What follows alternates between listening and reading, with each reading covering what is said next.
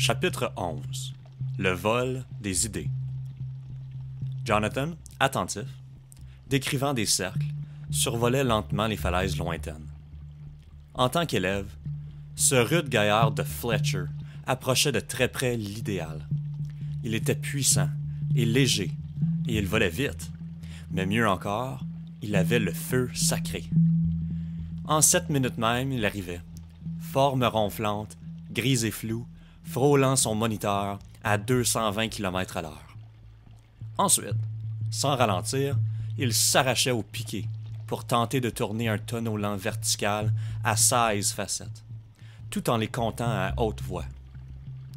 8, 9, 10. Vous voyez, Jonathan? Aïe!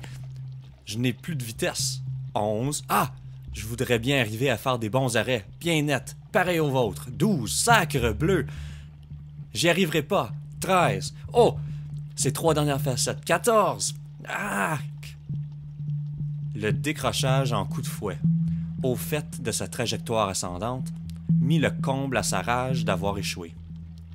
Il culbuta à la renverse, tomba, repartit brutalement en vrille sur le dos et, haletant, finit par reprendre le contrôle de la situation à une trentaine de mètres au-dessous du niveau du maître.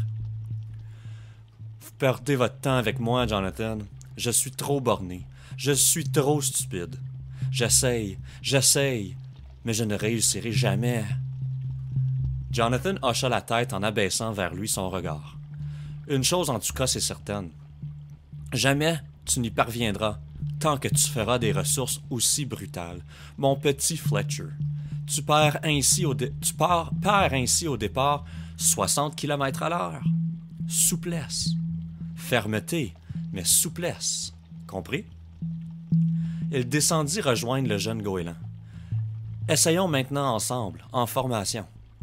Accompagne bien ma ressource.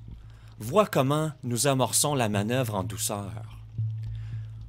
Au bout de 3 mois, Jonathan avait 6 autres élèves, tous des exclus, tous intéressés par cette étrange notion nouvelle du vol pour la joie de voler. Pourtant, il leur était plus aisé de réussir de hautes performances que de comprendre la raison profonde pour laquelle ils les réalisent.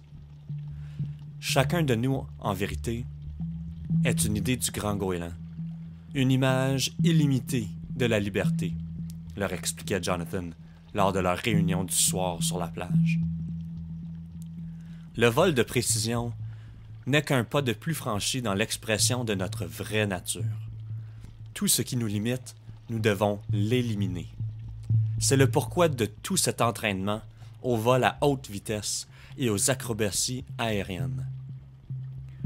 Ces élèves, épuisés par les vols de la journée, sommeillaient.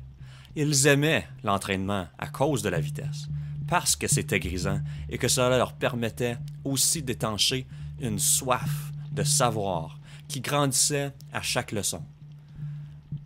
Mais aucun d'entre eux, pas même Fletcher Lind le goéland, n'était parvenu à admettre que le vol des idées pût être aussi réel que celui de la plume et du vent.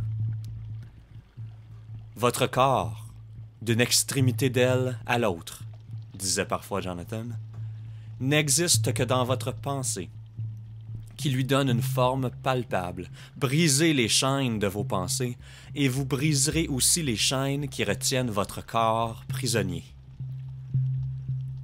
Mais quelle que fût sa façon de leur dire, ce n'était pour eux que l'expression de quelques plaisantes constructions de l'esprit, et le besoin de dormir prenait vite le dessus.